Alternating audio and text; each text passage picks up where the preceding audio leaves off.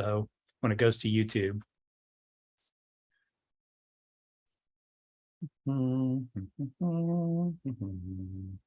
Before I hit record and have it doing double sound and everything else. It goes to YouTube.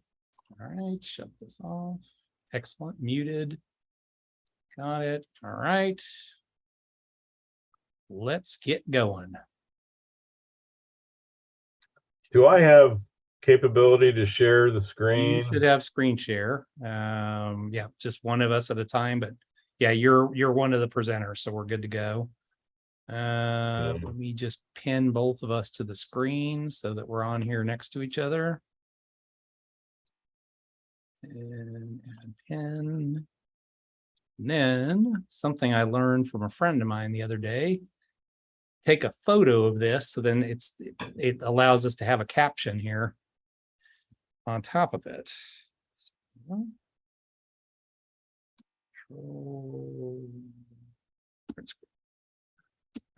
Okay, cool. All right, you ready? Yep.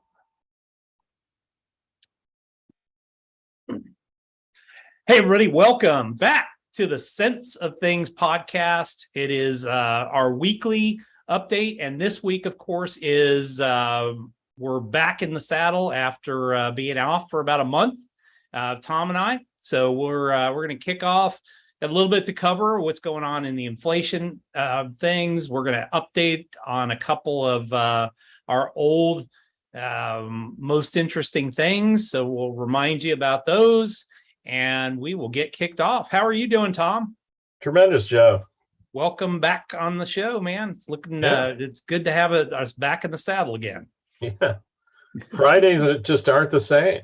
I know. It's been kind of throwing my game off, but we had to do a little bit of updating on the YouTube site, because we're now exclusively going to be the live shows will be on YouTube. So for those of you that are sitting out there, under Tom is the subscribe button. Make sure you subscribe to the channel. Click on the link. That'll take you back to YouTube, and go ahead and subscribe to the channel so that you are made aware of when these shows come out. So, Tom, what's going on out in the markets this week? What are we going to cover? Well, we'll get to the markets in just a second, and we can do that because it's been a hellish week. Yeah. But first, for any new listeners, we always revisit the last most interesting thing first. So we're going to do that. And the most interesting thing that we had right before our break was that polio had been detected in New York. Well, this week, they've declared a state of emergency outside of New York City, which was already, I don't think it was a state of emergency, but they already knew it was there. So four more counties have joined in: Rockland, Nassau, Orange, and Sullivan counties, which surround New York. So not a huge deep dive into this, but they're finding polio in the wastewater of this area. There's one guy, an unvaccinated man in his 20s, has been diagnosed with paralytic polio. And I thought it was interesting to find out that, first of all, we all knew that FDR had polio and, what a scourge it was. But so I was kind of interested to learn that only 1 in 100 polio infections result in that kind of level of disease, or even serious disease. And that was a more serious case. So it was even less than 1 in 100. But crazily enough, 70% of the people that have the polio virus don't know they have it. Wow.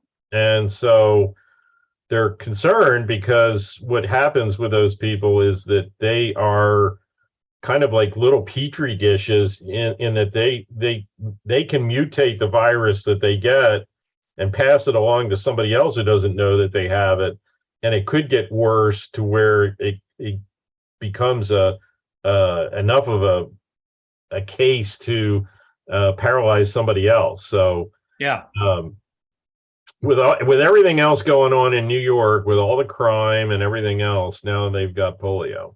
So, Yeehaw. The Big Apple. The big-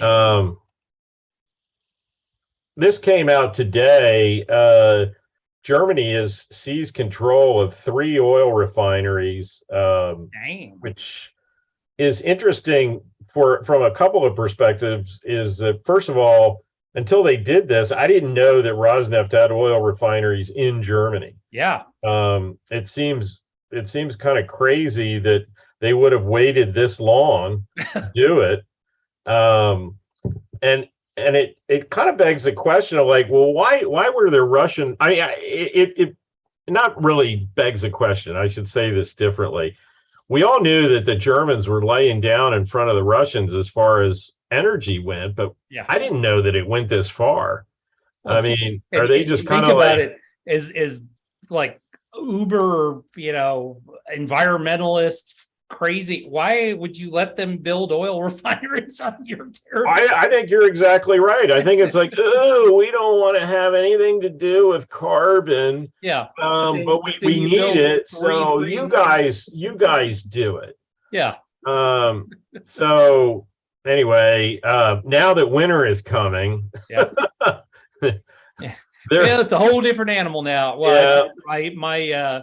My friend just got back from spending about 2 months over there with her family, and I mean that's the only conversation that she said was going on the whole time that they were over there.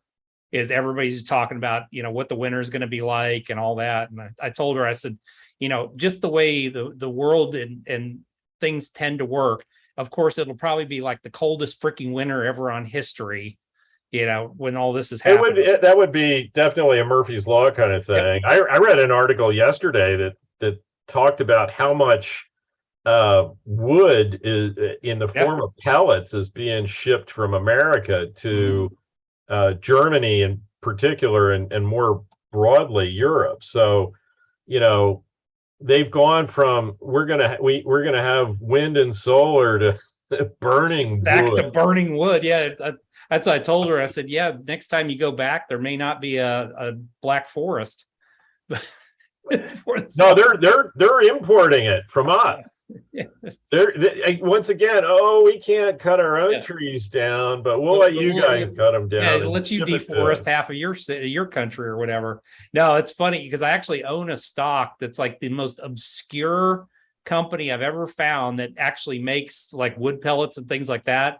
And I didn't really understand why it was going up like a rocket ship when everything else is going down. So that explains exactly what it is. Oh, yeah. Yeah. I'll have to ask you what the name of that is. Freaking hilarious. Yeah.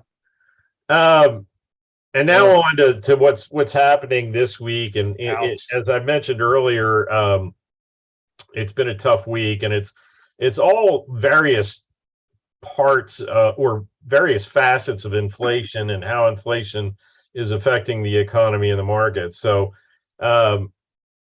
rates on a 30-year fixed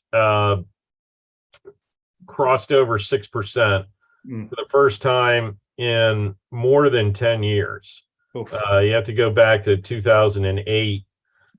This is a 10-year chart here, and you can see that really, I mean, we had a little bit of a peak over 5 in 2019, late 2018, and for the most part, and you could also see how low rates got. When we had here's COVID starting, and then really until almost just this year. I mean, we've taken off literally like a rocket ship. It's like January this year. It's just been on a tear straight up. So not good for the housing market. So we got all 3 numbers this week. We got the CPI, the producer price index, or the PPI, and import and export prices. And so the way I've always framed this is that you swim upstream. The CPI is what the consumer feels. The PPI is what the producers feel.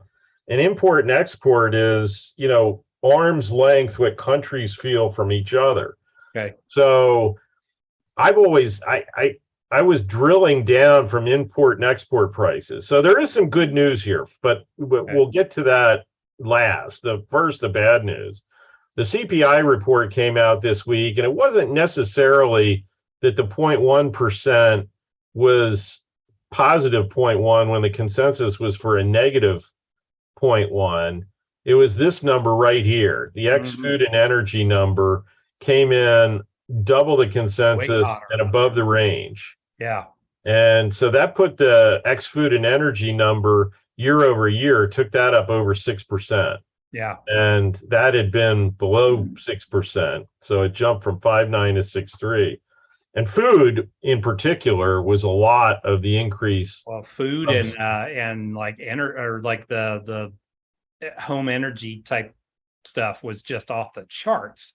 So we're getting some, there's been a big reduction in gasoline and diesel, less so, but gasoline. So energy is starting to help a little bit. Yeah. Well, but there are some other. The largest part of that is people are just like, okay, I'm not going to drive.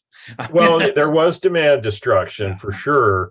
But there's also been a lot of it was services inflation. Okay. I think I read something like 40% of the inflation number was due to services. And I've got a couple of examples coming up that'll talk about how this inflation mindset gets kind of locked in and how it can self-perpetuate. Yeah. So the PPI though came in and the number was right on the consensus, but you can see that it was much lower than the prior period. And the year over year number is coming down quite a bit. It went down from 9.8 to 8.7. And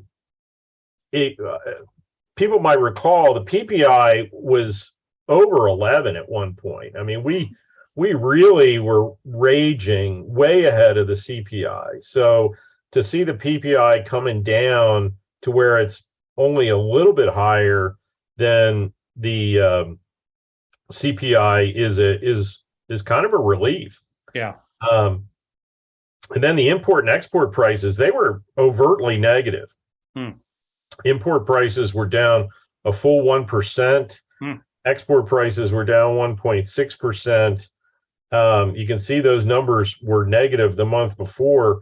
So year over year, import prices are down to 7.8%. That number was double that. We were in the teens, and our export prices were up to close to 20% year over year, because what do we export mostly? We export food and energy. So our export prices were really running way ahead. So I always look at the import and export prices as kind of the canary in the coal mine.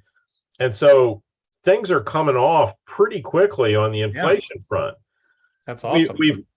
The worry now is that we've got this Fed that didn't see inflation coming. They're embarrassed that they didn't see inflation coming. So they're just they're rates like crazy. Yeah. Well, yeah. I mean, they're like Elmer Fudd with a blunderbuss shooting at a fly. They're going to overdo it. And that's the bigger worry in the markets. And it's what they've always done. There's never been a Fed that's gotten it right ever. They always seem to be behind, and then they way overcorrect, and it causes havoc. And exactly. So here's a little bit deeper dive on each of those three things. Here's the CPI again, the number, and this is a 5-year chart to put this in perspective. So we did peak over 9%. This is the second month in a row that the year over year number has come down. So not a lot, but working in the right direction. Any relief you can get. Now the PPI number, you can see we were way over 11, actually almost 12. And you can see how far we've come down to where, we're just a little bit over 8. We're at 8.7, and this is at 8.3. So at least that, and that's getting back in line so that companies are able to at least, make a profit without, because they were having to pretty much eat the cost before. Yeah, they still are, because it's still a little bit higher than CPI. But yes, I mean, this is kind of dramatic. You look at this chart, you can say, I don't know. This is maybe just a wiggle in a long-term ramp. Yeah. But this really looks pretty toppy. Mm-hmm. So I feel like that's actually good news. This is a strange. I got this chart from the Bureau of Labor Statistics, which it's a government chart, so I couldn't manipulate it very much. Yeah. So they gave me 11 and a half years, that's a really interesting amount of time. It's like in typical government, you can take money out at 59 and a half from your retirement account. Where the hell did you come up with that number from? Yeah. So here's the import and export prices. This is another Bureau of Labor Statistics charts. I couldn't get the axis here to be in percentages. Okay. So these are relative values, but you can see that that the top is import prices and the bottom is export prices. So you can see, and they're mirroring themselves, which is good. Yeah, they're coming down, and they both they look more like this. I mean, so prices at the upstream level from CPI are looking better, yet it wasn't enough to prevent any carnage when the CPI report came out this week. Mm-hmm. Now, what's one of the reasons? Well, I don't know how many people were aware, but we had a potential railroad strike that could have started yesterday morning. That was on the cards, and there was an 11th hour deal that was reached. Now, I went through and looked at what was the deal that was on the table before and after the agreement, and why was it potentially going to be a strike and then it wasn't. Mm-hmm. So Biden got involved, which basically meant that they gave $11,000 payout immediately to all these union guys for signing the contract, or agreeing to sign the contract. And a 25% wage increase. Good God! Well, that's over 5 years, but we can go into this a little bit now. First of all, the difference was the railroads were offering $5,000 bonuses. Okay. So they got an extra $6,000. The 25% wage increase is basically for a 5-year contract. If you do 4% increases compounded for 5 years, you get to 25%. Yeah. You can do the math on compounding, but so, and that was pretty much also what the railroads were offering. So this wasn't anything that the thing Joe came in and rammed through was that these guys got an extra $6,000 ahead. The thing that's interesting to me is that this was a retroactive contract that went back to 2019. Oh, Jesus. So it's a 5-year deal, but it's only through 2 years from now.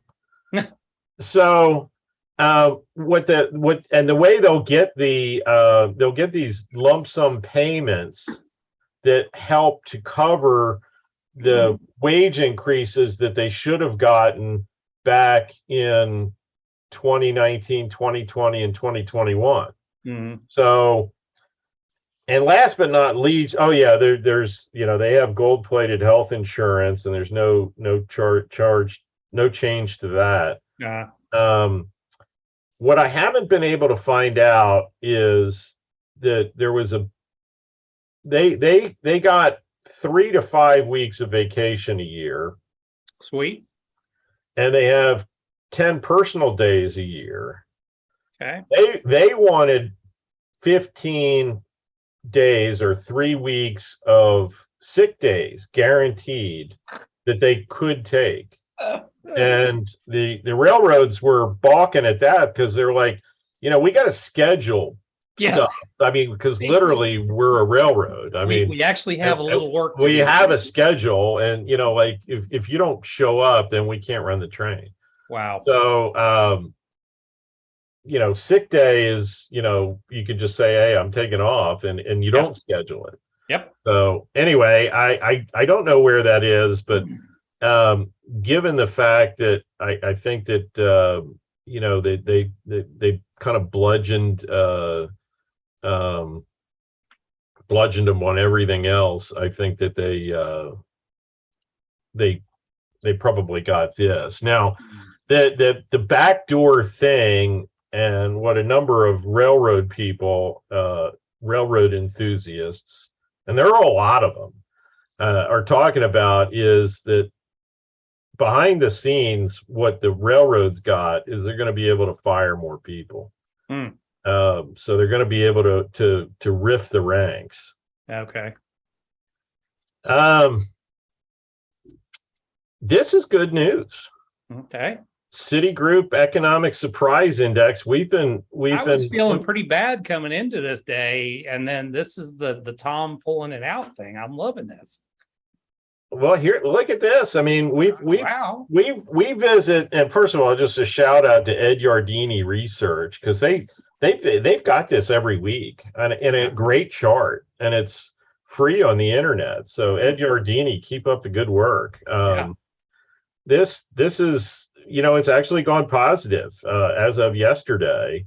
Okay. And I thought, I'm going to make this like a regular part of every week, because what we were doing for a while is we were doing our own surprise index, and we were only covering stuff that was surprises, but we're nowhere near as comprehensive as Citigroup, because we're just me, and Citigroup is Citigroup. So anyway, we've got their chart, and this is a nice, and we've been ramping up really since June. And then last but not least, if you want to keep the positive vibes going, this is from Moody's, and these are corporate spreads. So the above chart is high grade spreads. You've got your AA2s, which are your highest rated, down to the lowest rated of the high grades. You don't see, this isn't even like the COVID bump, and you can see the great financial crisis back here in 08, 09. Yeah. I mean, this is just normal meandering. So the bond market, and then everybody's like, oh, well, there's all this threat of bankruptcy for these lower quality, but you look at the high yield spreads, and this is global data. This isn't just the US. On the bond market, here's another.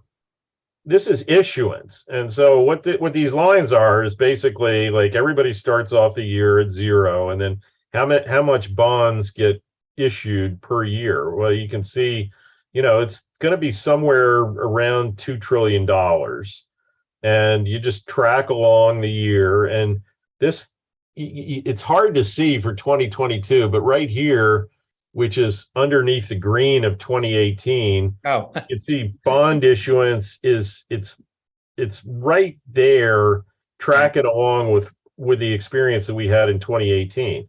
Okay. So that was a little bit lower than, what some of the other recent years, 19 through 21 showed. But I mean, it's not like the bond market is not functioning. We've got normal looking spreads, and we've got normal look at issuance. So just on the low end, and that makes sense, because those other years interest rates were so low. I mean, companies were just going, well, I'll just float a bond. And 20 and 21. I mean, you go back and look at the rate.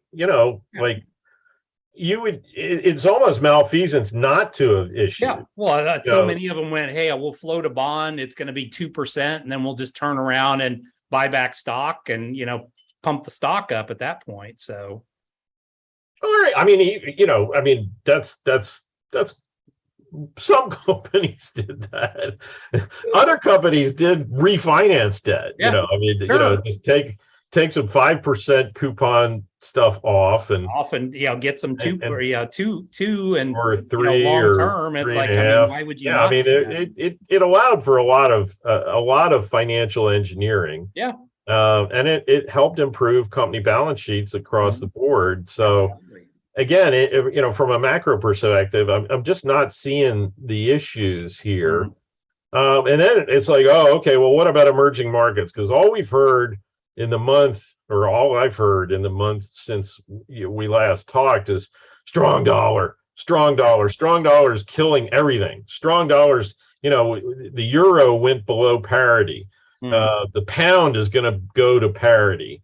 The third world is going to implode because of the strong dollar. And so I'm looking at these spreads. It's you would be hard pressed to look at where we are right now and say there's any existential threat to anything based on the way these spreads are acting. So, again, I'm not seeing it. Today is a quadruple witching day. And let me just ask you, Jeff, when you look at this chart, what do you see?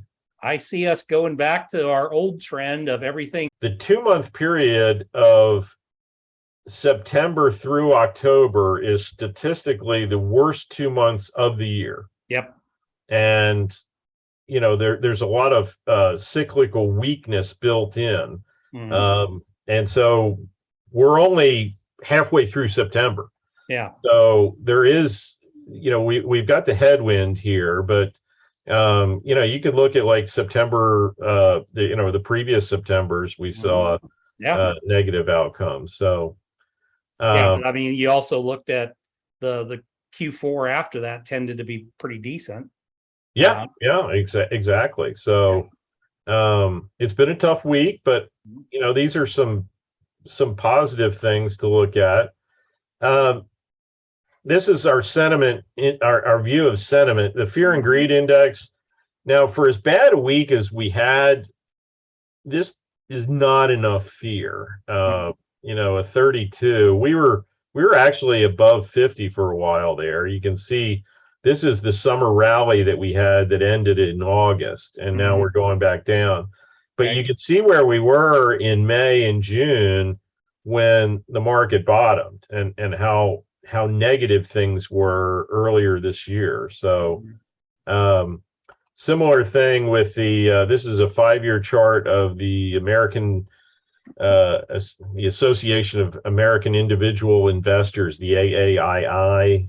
You can see this is a negative spread here, basically, and you can see how we've trended low, pretty much below normal for all of 2022. With a bearish outlook, and I'll take the contrarian view there that it's positive. So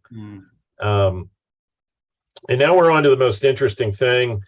I apologize for this map being a little fuzzy, but I found a tiny map and I had to blow it up so that you could actually see it. And when you blow it up, it's just all blurry. But the most interesting thing, obviously, and it's a continuation geopolitically, the battle, because there's so many implications for the energy markets, for global trade, for life and death, literally in many places.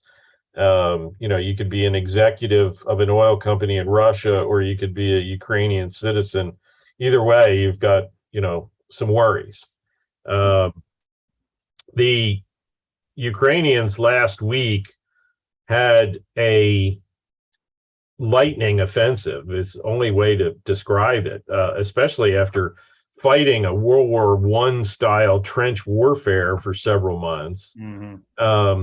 This area of green is a little bit bigger than the state of Delaware. So think about that in terms of size. This is about 2,500 square miles, and Delaware is roughly 2,000 square miles. So one of these towns here, Izium, this was a major railhead. This the railroads that went through this town and the roads that went through this town. Belgorod up here is has a lot of armaments in it. It's a major logistics point for the war in Ukraine. So they're basically shipping a lot of armament down from Belgorod, and they were shipping it down to the Donbass this way. And so what this thing has done is it's cut that off. And you don't really have any really big towns over here that could take the place of Belgorod. So this is kind of interesting. So it's a major setback, from any number of things, any number of perspectives. And what the Russians have done since this happened, they basically started bombing civilian targets even more than they were. So they hit a bunch of power and water sites around Kharkiv last weekend. I think they hit 3 power plants and a couple of water plants. And so, not any military value whatsoever. They just hit this stuff, took it out. And then this Kryvyi Rih here, I'm sure I'm butchering the pronunciation. Kryvyi Rih is a town that's where Zelensky's from. Oh, wow. It's an industrial town. It's about 500,000 people. There's pretty big steel mill there. The night before last, the Russians sent 8 cruise missiles and blew up a dam upstream from Kryvyi Rih and flooded the town. So they're doing that kind of stuff. So things have, it's most interesting because, some of this stuff, it's not nuclear, but they're going more desperate with, with really kind of nasty stuff. So there's another part to the most interesting thing, though. So this is the battlefield setback for Russia. Well, what does that mean? So this week we had the big meeting. It was yesterday. Xi and Putin got together, and it's now not an equal partnership. That I think Russia's really going to have to fight hard to be much ahead of Kim Jong-un and North Korea on the totalitarian totem pole. Say that 5 times fast. No kidding. Jeez. Anyway, they had a meeting yesterday, and in the press, they played it up like, oh, we've got the totalitarians getting together because Iran was there, and it's just like, the association of bad guys. But what else was going on, which was interesting? First of all, she stops in on Kazakhstan ahead. Just, hey, how you guys doing? One big country that's got a lot of energy in it, that's on the border that borders both China and Russia. And then you have some cats away, mice will play stuff. So Azerbaijan and Armenia have been technically at war since right after the Soviet Union fell apart. They had a war last year where Azerbaijan attacked Armenia and took some territory.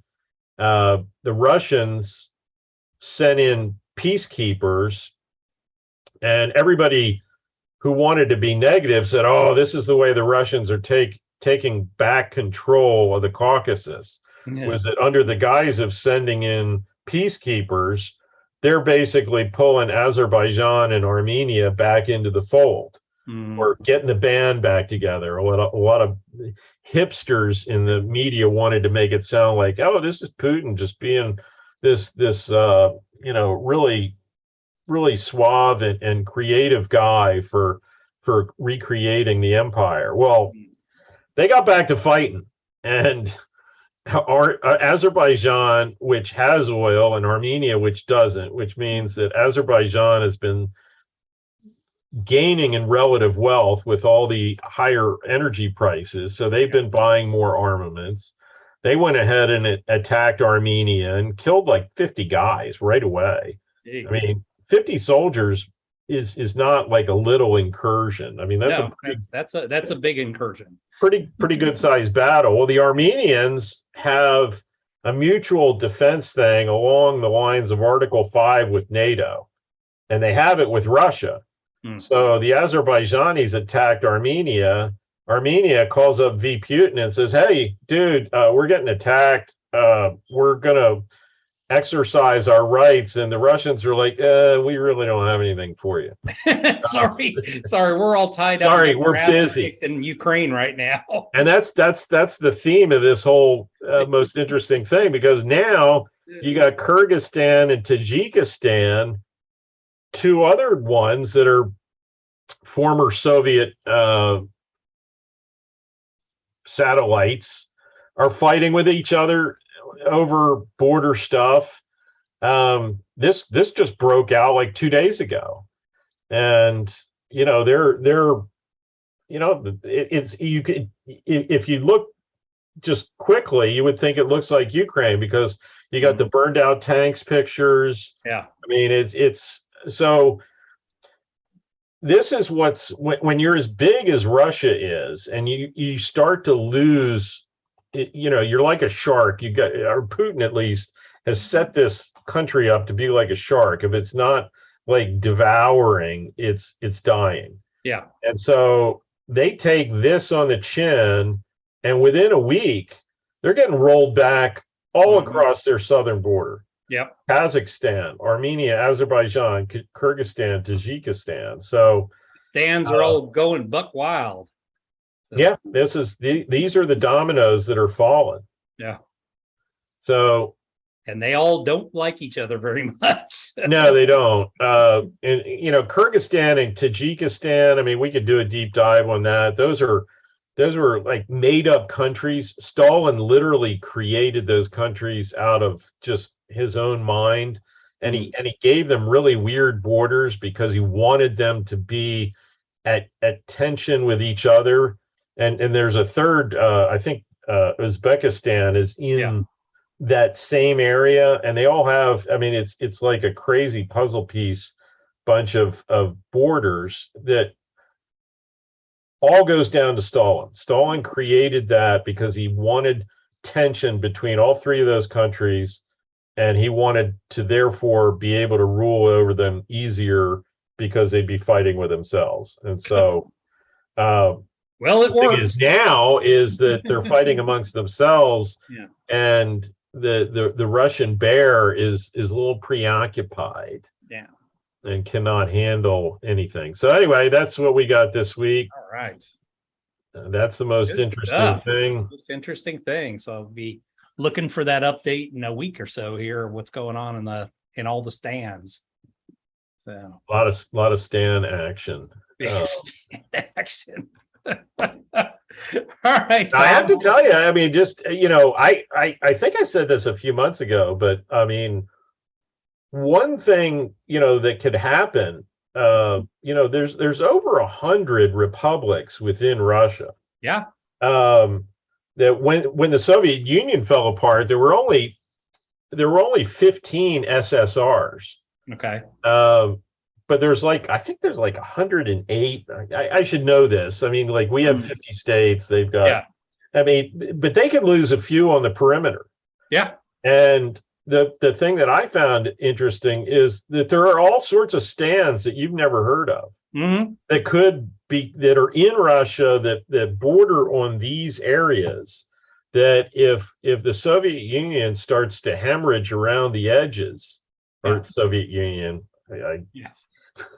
Freudian slip there. Only his. If Russia starts, Putin's only dream would be that, but but if Russia starts to hemorrhage around the edges, which essentially they are, there could be a number of new stands that you've never heard of. But I mean, the other challenge is, they've taken such a walloping with their military. I mean, they've lost. I even remember what the last number I heard, but it was a pretty significant number of people in this process, and that's just what's getting reported.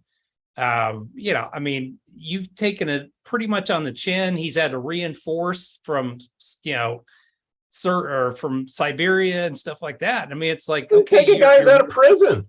Yeah. I saw 400 guys, murderers, child molesters. I mean, some of the worst people in Russian society. They've given them the option, like, hey, you fight for us for 6 months, you're good. Free. Yeah, we're good. 400 guys took them up on it.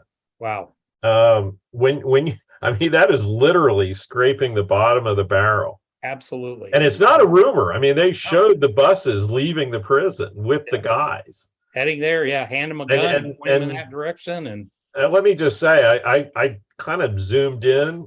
They look the part. Yeah. those are hard.